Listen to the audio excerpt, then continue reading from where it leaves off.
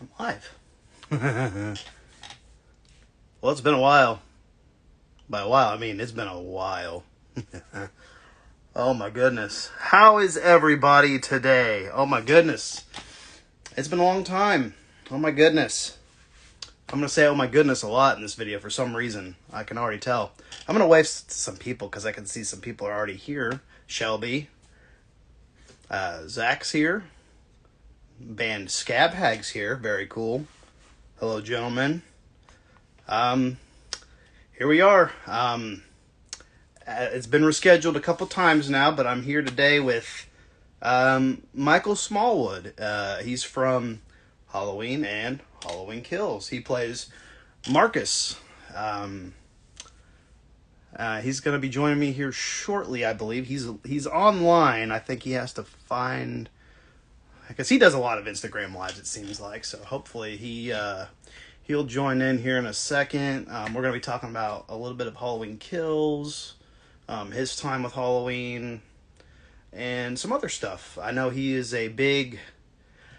he's a nerd, like the rest of us. He loves... I found this out about him. There was a panel at Horror Hound a couple months back, and he expressed how he does cosplays a lot. He goes to conventions as a fan, which is really cool to find out. He goes and cosplays, and he's a big video game fan, so that's really cool. So I'm sure we'll dive into video games and a little this, a little that. Let's see here. I am not seeing him. Let's see if I can send him an invite. Let's see here. I don't think he's following me, so that might be a problem. Well, not a problem, but we'll figure it out.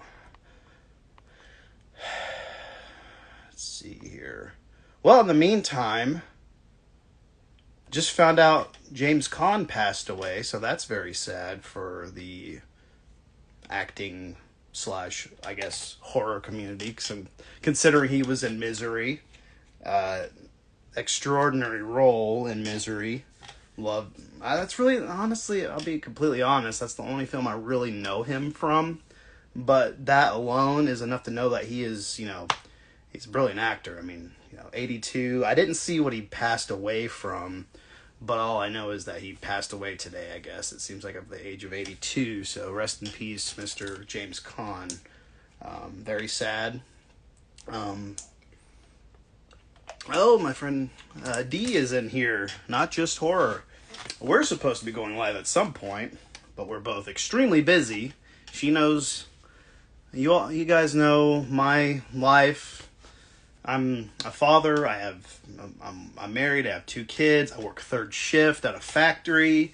So and I've been very focused on family a little bit more than horror and the Rotten Report stuff as of late. Just trying to focus a little more on more important things. Not that this isn't, I mean, this is fun. This is, better, for lack of better words, this is a hobby of mine. I enjoy doing the interviews. I enjoy making videos from time to time. I enjoy posting. But, I mean, this is a hobby. This isn't obviously a job.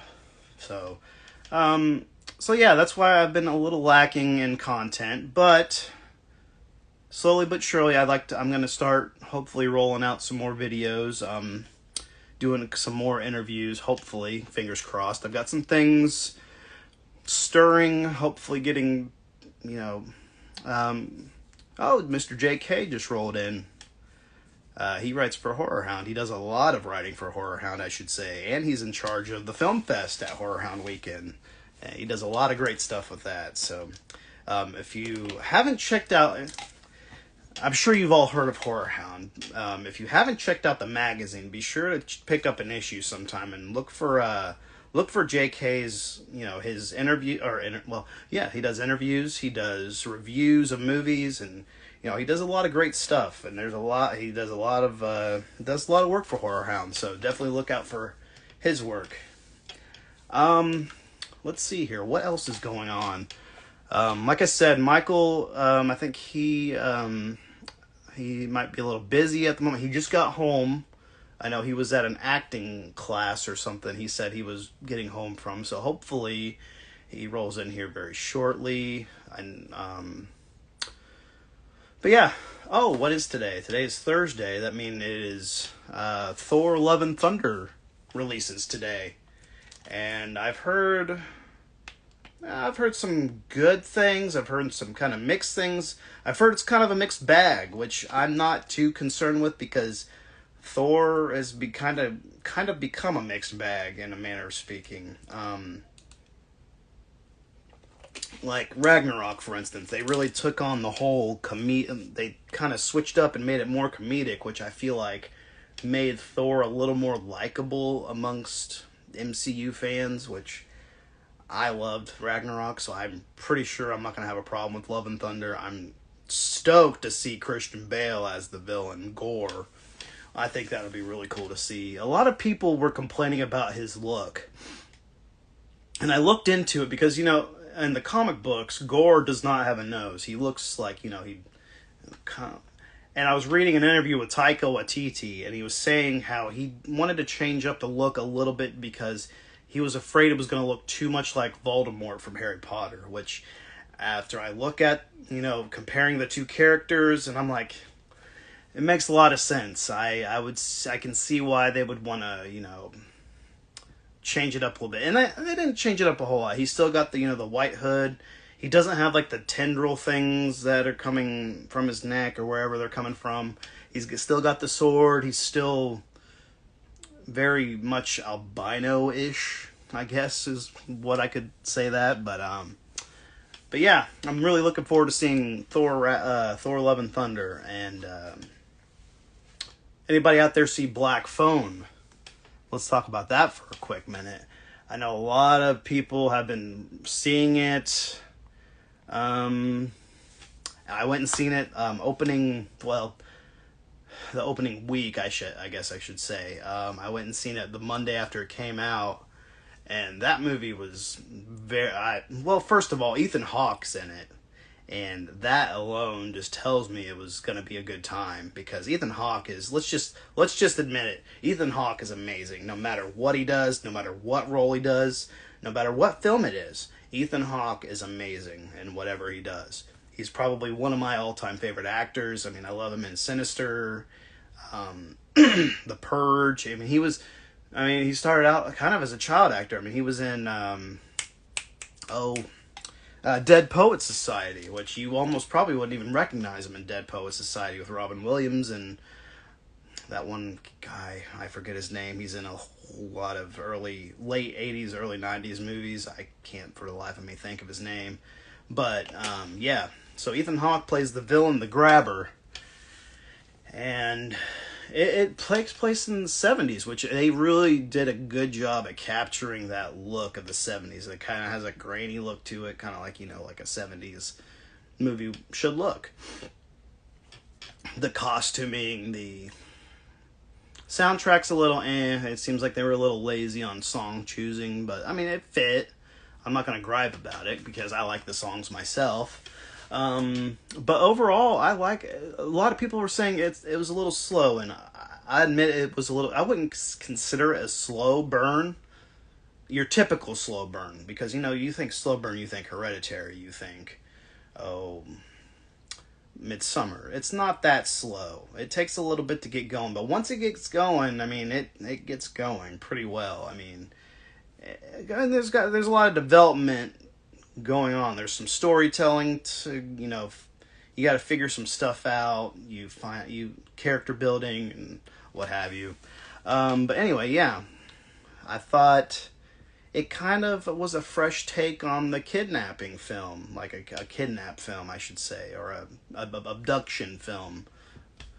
And I thought, I thought it was really well done. I didn't realize that until after I saw the movie, that it was made from it's from the same director as Sinister.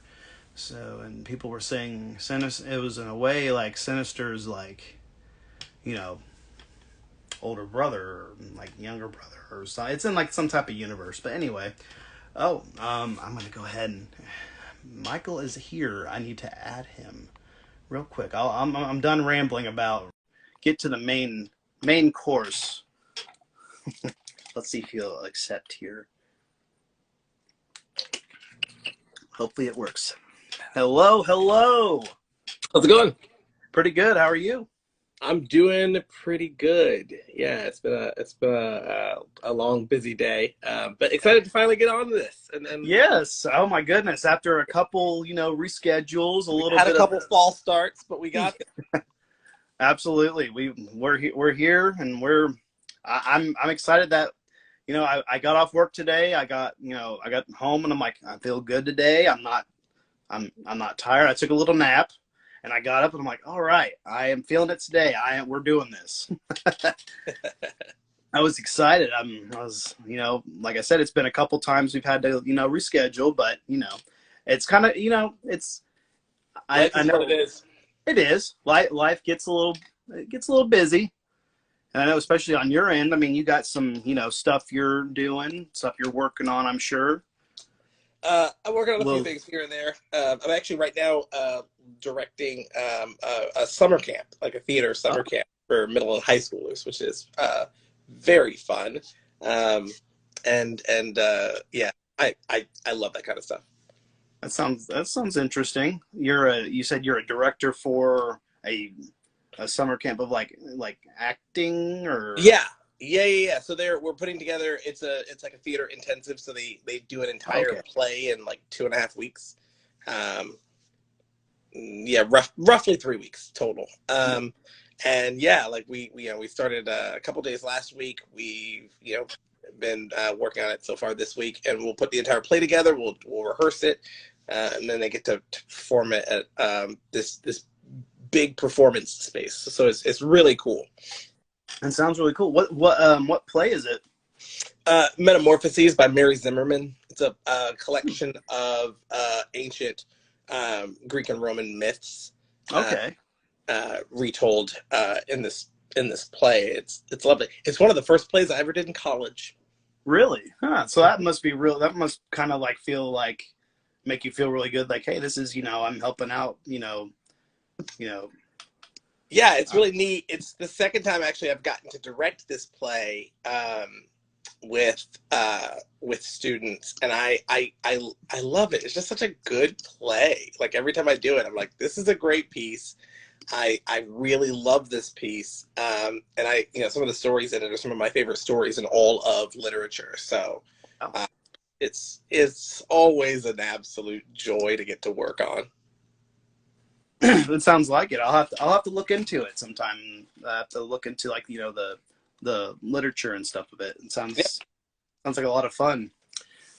So we're here today. We're here to talk about a little bit of this and a little of that. I mean, obviously, source material. I decided to throw on the Halloween Kills shirt.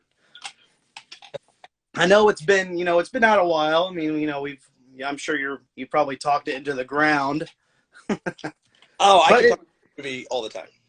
it's and I mean, we obviously briefly met at Horror Hound back in March at the after party, which was a blast. Hmm. I think you had a little too much fun. There's no such thing. That is true. And what's funny about that too is that I feel like you say that, and I feel like people were like, "Oh, maybe Michael was drinking." Like, I don't really drink. I'm not like a big drinker. Yeah. I I've just over time stopped doing it, but I am very extra in most situations. So, like, for anybody who's like wondering, like, what are they talking about? It's just that I do unprovoked karaoke. Is really it. And let's just put it to you slay in karaoke. I didn't get to see it. I didn't get to see it in person, but I watched the video, and yes, it was very well done. That was so weird too, because I didn't know that I knew that people were filming. Like I saw that was happening, but like I was very confused the next day when everyone was like, "Hey, we heard that you were doing this," and I was like, how has everyone seen this? Is there a group chat that everyone's in that I don't know about, so that everybody is like, what do you call it? Like everyone's like having the same conversation. I was like, where is this video posted that everyone is seeing it? Because I haven't even seen it. Yeah, because I don't think like you. It wasn't even from you, like, because I was like, for instance, for where you were talking about, I was like, for some reason I thought it was somebody was like using your phone to record it, but I guess it wasn't that case. I want to say somebody maybe had posted it to like a horror hound group, maybe. That's what happened. Yeah, that was what I was thinking. I did finally find out that that's what happened. That there was like a horror hound. There were several horror hound groups, and someone had posted it there. Because I finally asked someone. I was like, "Hey, how did you see this?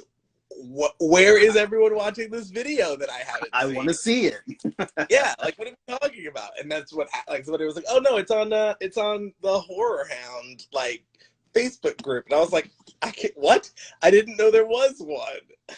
Yeah, there's actually I mean there's like a main one, there's like, you know, fans of Horror Hound, and then like, you know, there's so many fan groups on Facebook, it's unreal. Like so many, not just Horror Hound, but like horror groups in general. Like it's unbelievable. Groups, I should say, Facebook groups in general. There's a billion of them. Yeah, and I thought that was actually really cool about Horror Hound, that there's this entire sort of this is the entire community. Yeah, so connected around it. I thought that was pretty neat. This was my first Horror Hound. I had never been. And yeah, I had a great time. Like I could tell that, you know, especially during the panel, like just you stole the show, honestly. Like I turn to my buddy, I'm like, he loves talking. I'm like, I love this guy. I love talking about I love talking about a lot of different things, but particularly this movie. I love talking about getting to make this movie. And because it's so well done. I mean, there's a lot of nostalgia. There's a lot of, you know, there's a lot of goodness there. And I think, you know, a lot of people overlooked that. I think, you know, people were too caught up with, you know, a lot of people were saying, oh, it's not, you know, blah, blah, blah. Halloween Kills was, you know, terrible. It's like, why? It was, especially like, you know, there's such a character richness to it because there's so many characters. Like there's literally a whole town in this movie. Yeah, and especially at Horror Hound too, it was nice to finally, you know, you make movies and it's so you never really know what the impact of them is going to be on the back end, obviously, and especially this movie, which had been delayed for so long, and it took so long to finally come out, so that, you know, being at Horror Hound was kind of one of the first times I'd actually gotten to see and hear, you know, all of this, you know, all this response. I come from theater. Like in theater, we are, you know, you get that instant audience reaction. Yeah. You know, and in there, right there. and in film you don't. You know, in film you don't get that.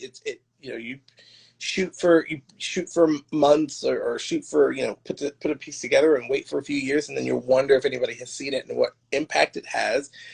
Yeah. And so things like that, things like Horror Hound, things like these podcasts, and seeing people, you know, come on and talk to us and listen to us talk for different things. The thing, like that panel was so cool. There was a room full of people who were here to listen to, you know, here to talk about the movie and to meet all of you. And I was like, that's cool. Like, why does this room full of people wants to hear about this cool thing I got to do? So I could have talked forever on that panel. I tried. I know. I tried my best to like make room for everyone else to have conversations. And you did. You know, a lot of people got, you know, most everybody else got it. You know, they got a good chunk. You know, like Aaron got to talk a lot about, you know, the stunts and stuff, which I didn't realize he was actually the stunt coordinator for the film. He was. Yeah. I didn't realize that. I knew he had played, you know, Michael in the throwback or the flashback sequence, but I did not realize he was the actual stunt coordinator, which is cool to find out. Yeah, he was. I didn't know that he played. I didn't know that he was playing Michael until I saw the movie. Really? Yeah. Like, we got on set. He was our stunt coordinator. I knew he was a stunt guy. That's how you do it. Yeah, that's how I knew him. And then when I saw the movie, I was like, oh, is Aaron playing the shape in the flashbacks? Yeah. Oh, that's cool. He did such that was probably one of my favorite like sequences in the film. I mean, they did such a good job with that, like capturing, like, just that look, the aesthetic of the. I mean, even the throwback mask looked really good. It's really incredibly, like, the attention to detail in the flashback is really good. And again, like, that's stuff that I hadn't seen until I saw the movie. So that was really cool. It's interesting that the movie is always interesting for me because in a lot of ways it's I can't watch it as a movie because for me so much of it is just like, oh yeah, I remember that day of work. Yeah, it's right? work. Yeah, it's work. And I knew what was going to happen, and I kind of what it looks like. But then there were a lot of there were sections of it obviously that my character isn't in that I never saw and was never on set for until you saw the film. Yeah. Until I saw the film, and that was one of the big ones. Like that opening flashback I hadn't seen, and like I had read it once, but I hadn't seen it, and I certainly wasn't on set. I hadn't met any of the people who shot those scenes or anything, so that was a very very cool thing to see, especially like I said, the down to the sound quality, the sort of like and the sort of old school stereo sound, the music, the minimalist music, the film grain, like all of that was painstakingly and lovingly rendered to look like the original, and I thought that was really cool. They definitely captured it extraordinary well. Like, and I mean, like, from your point of view, it's something that you weren't expecting because like you said, you weren't there for the filming of that sequence. So seeing that scene, you're probably like, oh shit, that's really cool. Like, it was pretty neat. And like I said, I hadn't seen any of that until I saw it in the theaters. But I thought it was even down to like the blue. I love that section's like so blue when you watch it. Yeah. You gotta love those late 70s, early 80s blue, like there's something about those 80s blues. There's even a meme, like not even I guess it wouldn't be a meme, but there's like, I guess it would be a meme where it says there's just something about those 80s horror blues, and it's got like 4 different scenes. Like I think there's like a Nightmare on Elm Street scene, the Halloween scene where he's tilted his head looking at Bob when he hangs him up on the. There is something like that. That was a trend almost. Yeah. And it was well executed. Like there is something about those. I was gonna ask, like, so obviously you were in extremely briefly 2018's Halloween. At that point, did you know that you would be coming back for the sequel? No. Not at all? No, not at all. I just kind of thought it was going to be this, interesting little random curiosity in my resume that, like, I was briefly in one of the Halloween movies. That'll be cool to tell people. Come to find out, you get to be in 2 of them. Yeah, it wasn't until so we shot that movie in 2018 and it came out in 2018. So it wasn't until summer of 2019 that I got the call that they wanted to bring Marcus and Vanessa back and expand on them. So yeah, I didn't find out so when I shot that, it was a one-off little small thing. Like it was like I would like not even a cameo, just like a little, like a little. Yeah, it was a tiny micro role. It was a tiny small role, which, like I said, would have been fun. I love oneers. I love like long takes, and so getting to be a part of that shot was really cool. Oh yeah. Like I said, it was just going to be an interesting little curiosity until, like I said, they called and asked me to come back for the sequel, which I very quickly said yes to because I was like, that sounds cool. It's like, you mean I get to? Oh yeah. Yeah, that's you know, and that's really cool that you got to be a part, just even part of that sequence, because arguably one of the best sequences of that film, because that's you know that's just such a fun like you know that's him, you know Michael's back in Haddonfield, you know that's just that whole sequence is just easily one of the best of that film, and then of course like getting to be a part of it, and then getting you know come to find out that you get to expand on your character. I mean that must have felt you know a certain type of way. It was really cool. Like I said, I wasn't expecting it, and then once it happened, it was very well, what is this going to be? Like it was basically like an entire couple after that initial phone call. It was a couple of months of just kind of speculating, like, well, what is this like extended role going to look like? Because no one told me. I didn't like you know the script wasn't done. So I didn't have a script or anything yet. Oh, I see.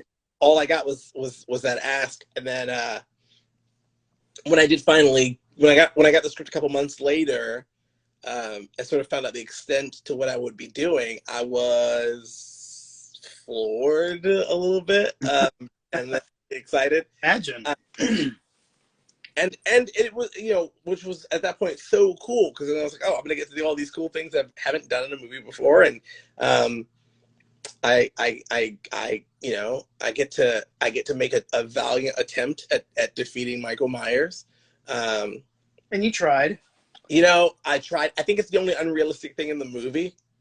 Like, I think the stethoscope should have worked, but you know, I mean, fine. Like, you know, other than that, I think the movie is very realistic. I just think that the stethoscope should have killed him.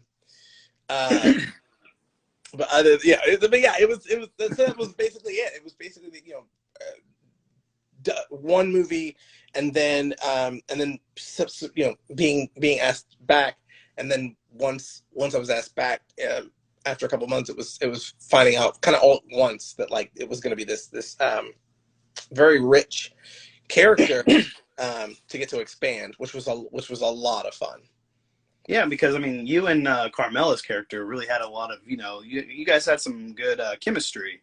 Well, so to speak, like at first, because you know, you two are kind of like, you know, you're just sitting in the bar, just trying to enjoy yourselves, and then you got, you know, Anthony Michael Hall, Nancy Stevens, and Kyle Richards behind you being rude as hell, and you're like, hey, we're trying to enjoy this, and then you're like, oh shit, that's Tommy Doyle.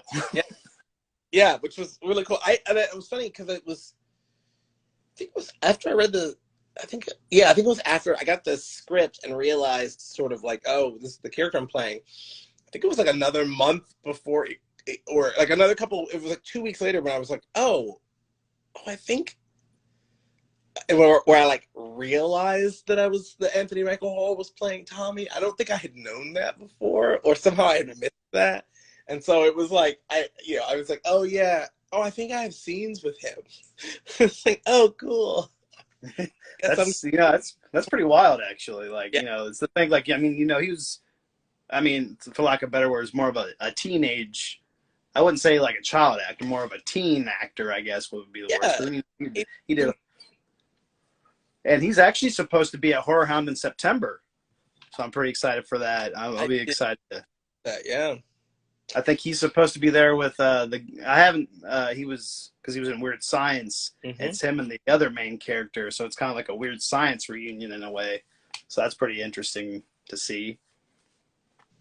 Interesting. Yeah, I oddly enough, I have a short film that's on the festival circuit right now, and it got into Horror Hound. Oh, really? For their fall festival. So I'm debating whether or not I want to try and go. You totally should. I haven't made up my mind yet. I think it's like the week I think I'm gonna be traveling the weekend before. So it's just you're gonna be like, yeah, you're a little tired. Yeah, it'll be a question of whether I can do them both. But if I do end up going up, then I'm gonna have to swing by and say hey to Mike. You totally should. I mean, you know, Horror Hound is, you know, I'm very, I guess would be the lack of better word, loyal to Horror Hound, because it was my very first convention. It was back in March of 2014. I'm actually from I'm not too far from Cincinnati, so it's not a big deal for me to, you know, hop in my car and drive, you know, a little under an hour to get there. And so it's kind of nice because Horror Hound takes place most of the time. It's in Cincinnati before COVID happened. Normally, Horror Hound is in Cincinnati in March and Indianapolis in September. And I'm kind of like where I live. I'm kind of midway point for both. So it's like 45 minutes to Indianapolis, a little under an hour to Cincinnati. So it's like it's in my backyard basically. Sure. Yeah. Yeah. And Horror Hound, in a way, it was kind of like because when I first started going to Horror Hound, I'm what would you call a late bloomer when it comes to horror. Like as a kid growing up, I was not a horror fan. I didn't really start getting into horror movies until like high school. And then like when I started going to Horror Hound, I was still kind of like new, and it's kind of thanks to Horror Hound that I really kind of like gained a lot of knowledge, like reading the magazine and going to the conventions, learning all these people from these movies and stuff. And it's just like, it opened up this giant world. And that's kind of why Horror Hound to me is just kind of like, you know, I just have a really good feeling when I'm there. And I love that convention center. Yeah. It's another big thing. I love that area, Sharonville, right outside of Cincinnati. Like just, that convention center is it's got such a cool like layout, cool vibes, and like just the whole concept around it. Like obviously there's a bunch of horror conventions, and I've only been to two of them. Horror Hound and Days of the Dead's another one. Yeah. And I mean, it's a lot of fun too. There's, I can't take away from other horror conventions just because, Horror Hound's the one I like to go to the most, and that's just kind of where I stick to. And I don't have to travel very far is the big thing. Yeah. Hi. Someone says hi to me in the chat. Shape. Hi. 80, 85, 95. Yeah, we've got 8 people here with us, so that's cool. So let's see. Let's dive back into your character and kills. So tell me a little bit about getting to do scenes with Anthony Michael Hall, Nancy Stevens, Kyle Richards. How was that, creating like chemistry with them while filming the film or filming the movie? Oh, it was pretty great. Like, everyone was super, super easy to work with. I have this, my first day on set, I sort of got there and did this thing of, if you're in a movie, if your movies are these sort of machines, right? They're these machines that run and they run. And as actors, we are frequently brought in to be a quick part of the machine, right? So you come in for a day or two, hit your marks, say your lines. You don't want to slow down the machine. Exactly. So because of that, I've adopted a very sometimes on set, I'm very much like, I'm gonna, show up. I'm gonna stand here. I'm gonna stay out of the way, right? I don't want to be. Yeah, absolutely. And then on this movie, because I was on the movie for so long, and from the sort of beginning, it very much felt like being a part of the machine in a big way. So my first day sort of coming in, I had to get over that and had to jump in. So I kind of spent some time getting to set and being like, okay, I'm not going to bother Anthony Michael Hall. I'm not going to bother Nancy or anything. Kind of thinking that they're part of the machine. I'm not part of the machine, Yeah.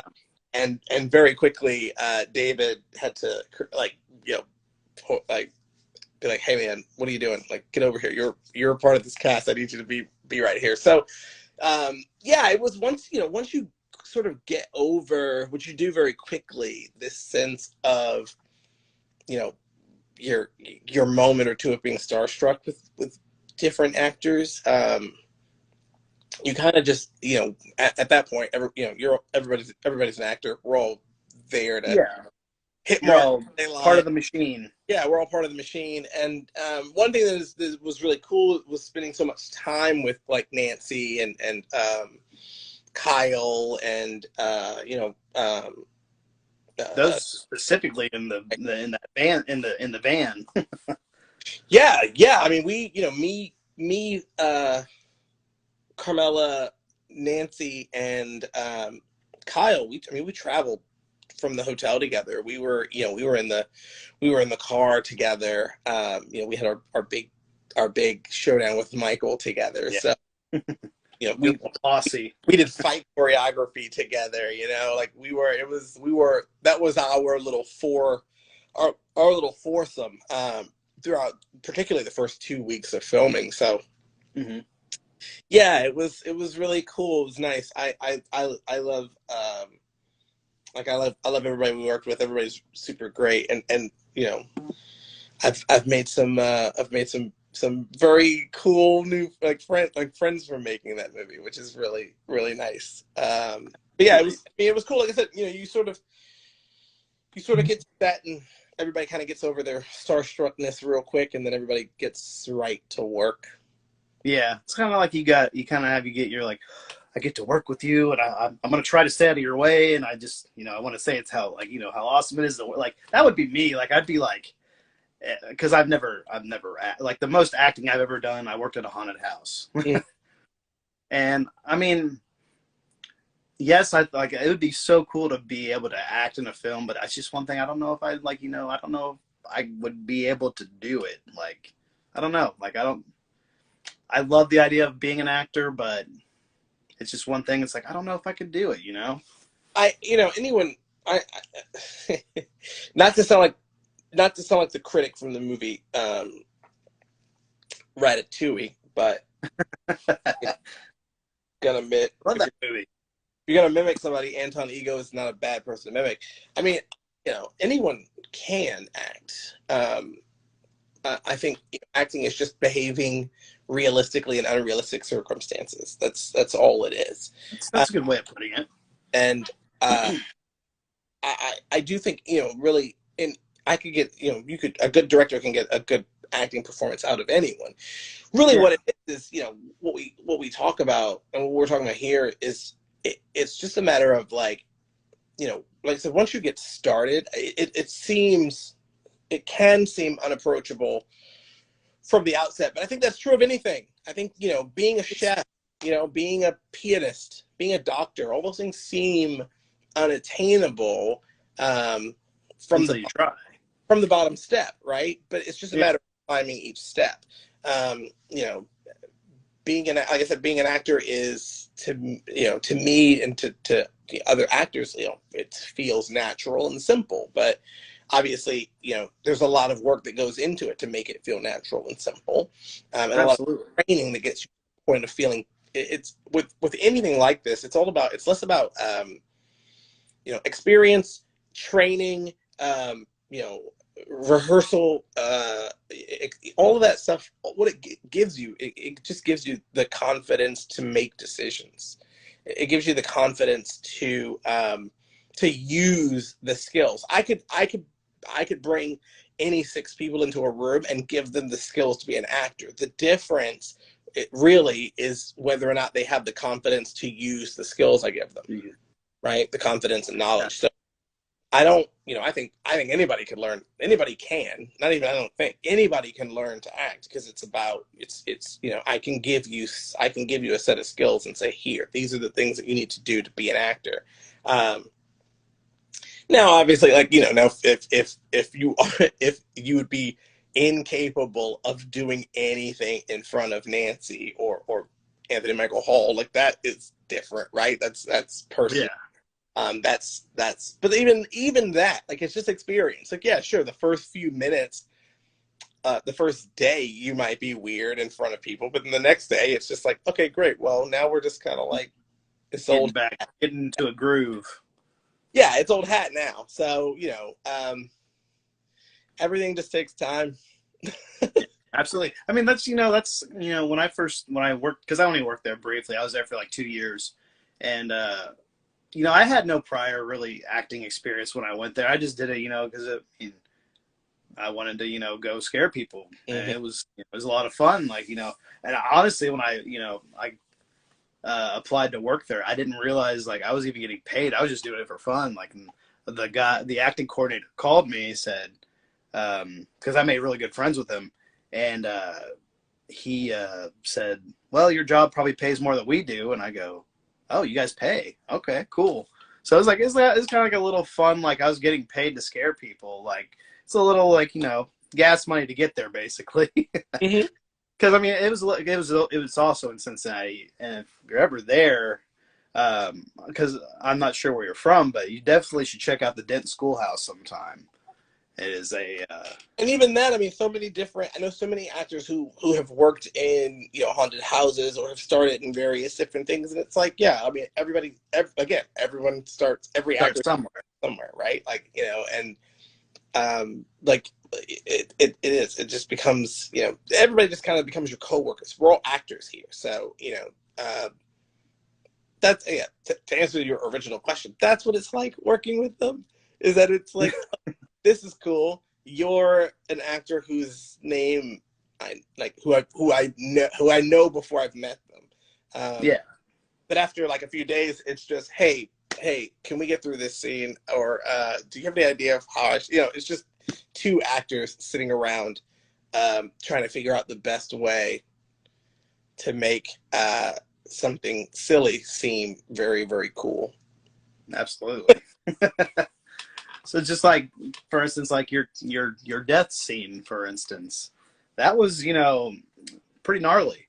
Like, uh, I was thinking about this earlier. Like, there's that meme where it has regular people watching horror movies, like blinding their eyes, and then it shows the guy going right in the eye, and I'm like, that's the meme. That's what that kill was made for.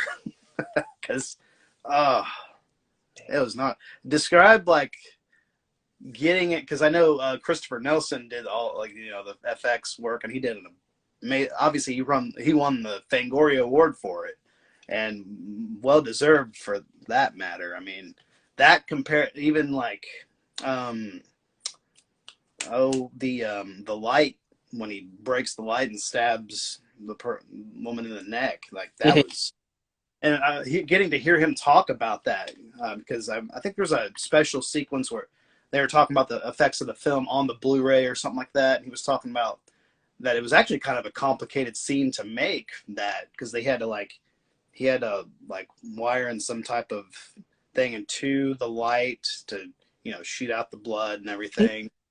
It sounded really cool. But so describe it, like, tell me a little bit about like undergoing like the prosthetics and stuff for that.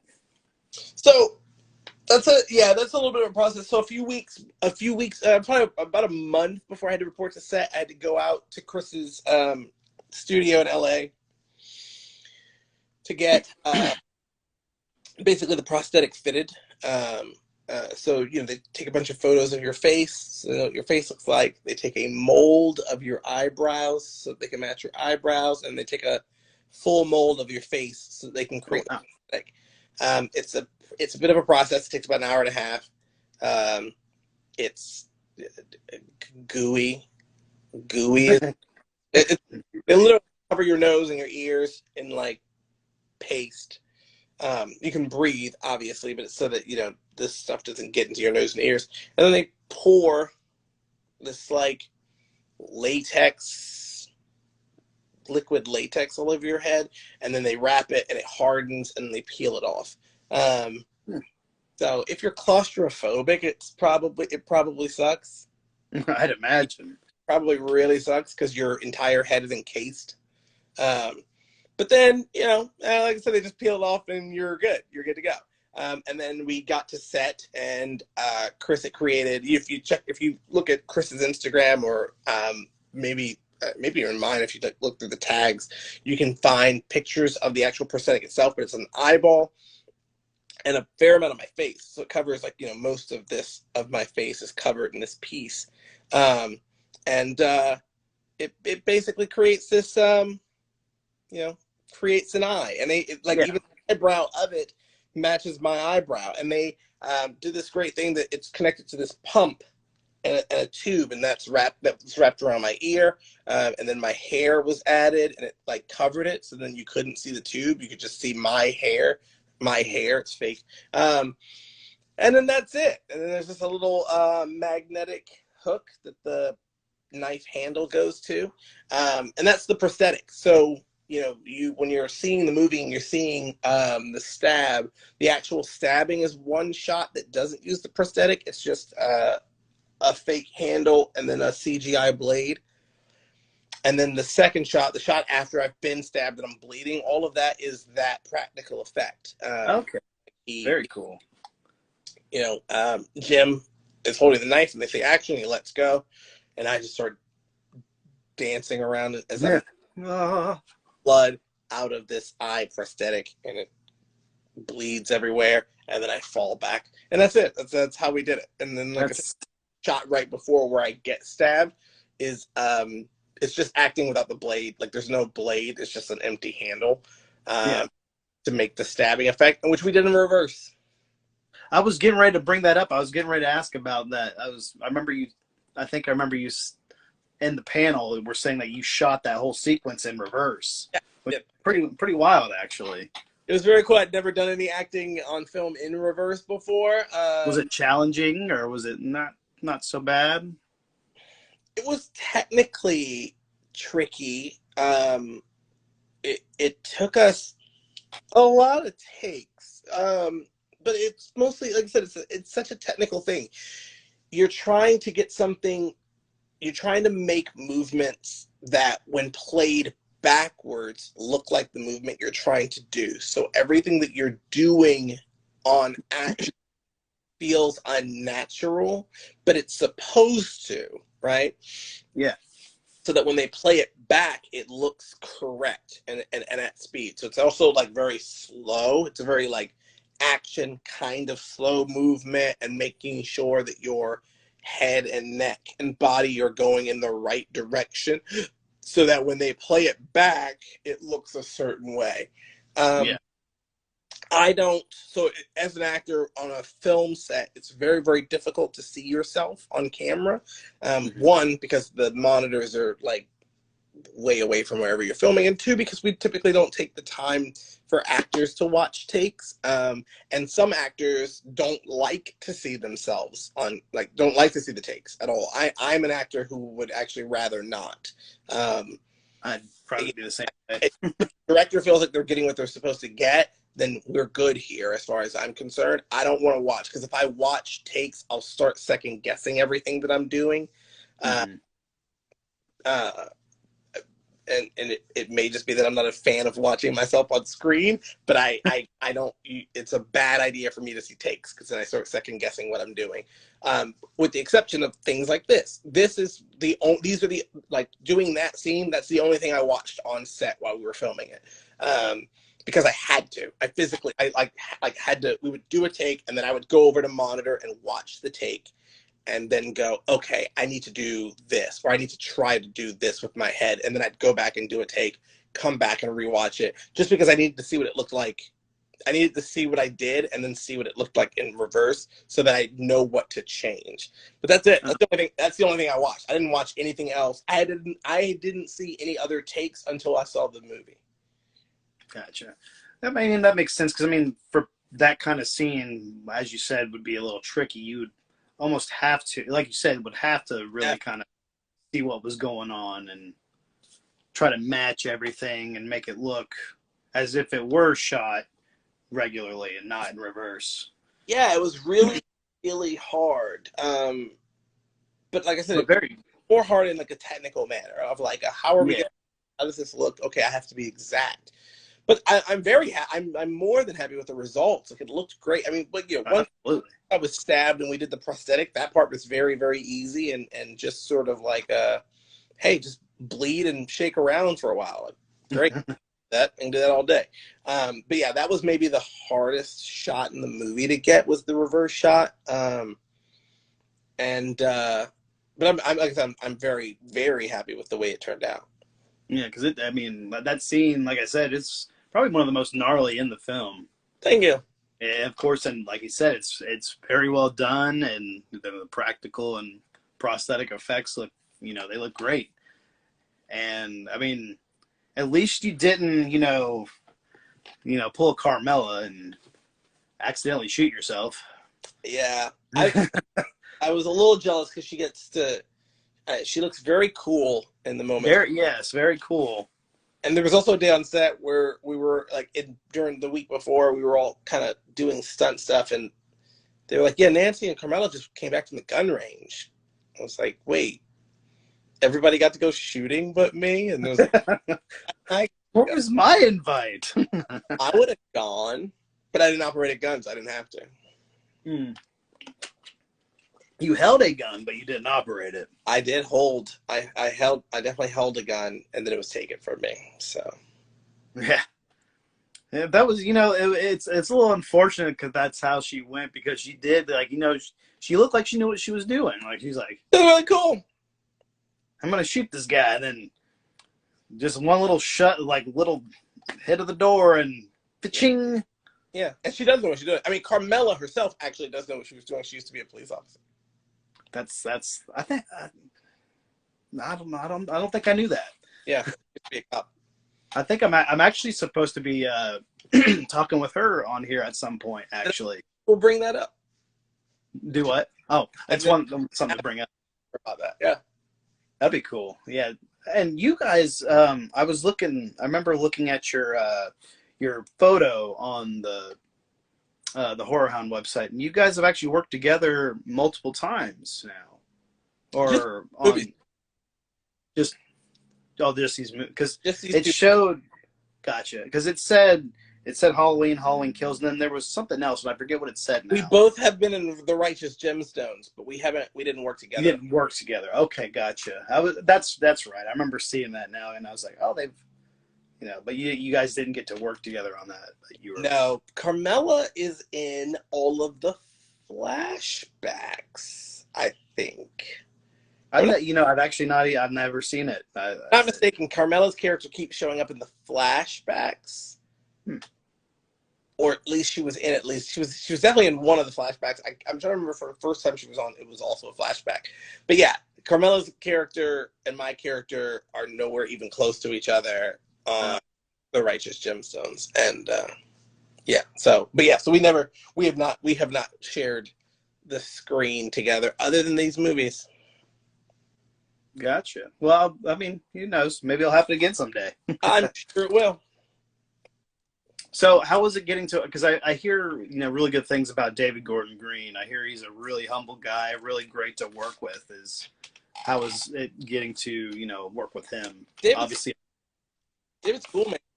He's very smart. He's a great director. Really, really cool storyteller. And his sets are very collaborative, very improvisational in a way. They are. It is really cool to watch David and Michael Simmons, the cinematographer, sort of put together the movie. Sort of see them come together and put their heads together and create the next few looks of the movie as we're walking it. They come in with these these plans, these ideas. They've clearly talked about it a lot, but even in the moment they'll have these sessions where they'll be like, okay, so we've come this far, we've done this. What if instead of what we were gonna do, because we've got this, and they're taking it from what the actors are giving them, from what the cast and crew are giving them, what how they're feeling the story is evolving in the filming. They keep building it, and it's really, really cool to watch it together. But yeah, I mean, David's great. Like, David's a great creative force, and I am very happy I've gotten to work with him a couple of times. I dig it. I'm definitely interested to see where Ends goes. Like, I know on the most recent thing with Two Heads, Chris Nelson, he didn't talk about it, but he expressed that it's different and kind of weird, I guess, is how he describes Halloween Ends, which I'm interested to see what he means by that. Like, I've heard, like, it's supposed to be a little dialed back more than Kills, obviously, because Halloween Kills is obviously, he does, I mean, initially in the title, I mean, he does a lot of killing. But this one, I heard it's a little more dialed back, but I'm wondering, maybe originally it was supposed to be that way, but maybe it's not so much. Maybe it's not supposed to be that way. I think the musical number is really people are gonna be it's going to be polarizing, but I think people are going to really, if they give it a chance, I think the musical number is really going to wow some people. That's not true. I don't know that. I have no idea. No idea. Like, musical number. Wait a second. Is the town of Haddonfield gonna like? I'm the wrong person to talk to about this. I'm not in the movie. I have no clue what's in it. Although I should just start telling people. Anytime anybody asks me or mentions the movie to me, I'm going to tell them one piece of information about the movie that is not true. There is a musical number. People keep talking to me about the movie, and I'm like, I'm not in it. I don't know. I don't know if you guys saw Kills or not, but I'm kind of dead. Someone asked me on set while we were filming Kills if I thought they were going to bring me back for the next one. And my reaction to them was, oh, you haven't read the script. Would have been even more funny if you would have had the prosthetic in. Like, you think they're going to bring you back? It might have been an extra, and it was like the first week. No, I think it was a crew person. I think it was somebody on the crew, and I think it was like the first week we were filming. Then somebody was like, "You think they're going to bring you back?" And I was like, "Ooh, you don't know what we're filming next week." You haven't read the script, have you? Oh, you don't know what next week's filming is. You don't know what next week's filming schedule is? Yeah. Spoiler alert, I'm not back. I'm the guy they're stabbing. They were like, oh, that's you? And I was like, yeah. And they were like, oh, no. Like, we're so sorry. Yeah, basically. But yeah, no. Yeah, that musical number, man, it's going to be something. We'll just there's a musical, if there actually is a musical number in the movie, I'm gonna laugh. You're gonna be like, I was just joking. I don't know what's in the movie. Could you imagine though if there was one? Yeah, fine. I don't know. Like, what would like? How would it even go? Like, it just like starts this whole like Haddonfield like musical number where everybody just starts like one person just starts singing and everybody just joins in. Well, that's only assuming that it's a group number. Like, it could be an individual number. Like, you could give. That's true. You could give. Jamie or you could give Jamie a ballad. Like, it could be something. It could be any number of things. I don't think it would have to be a company number. That's true. Michael Myers has never had a single line in these movies. I do think giving him a song in this one would be a fitting way for us to get some exposition about this character. That would definitely change a lot of. It'd explain a lot. This is probably why they haven't asked me to direct or write one of these.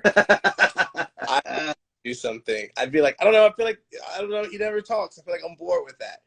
Like, be like, oh, you know what I'm gonna do? Actually, so they should let me write the next one because I would have Michael Myers.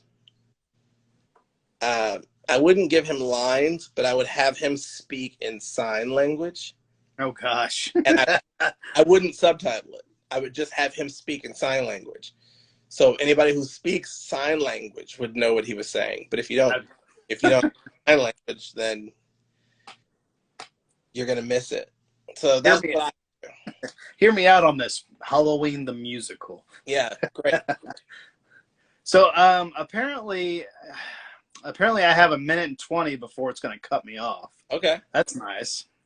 I thought I was past this because I for a long time, like back before my account got hacked, I never had this problem. I had a 2-hour video once, and I have this new account, and I don't have as many followers as I once did.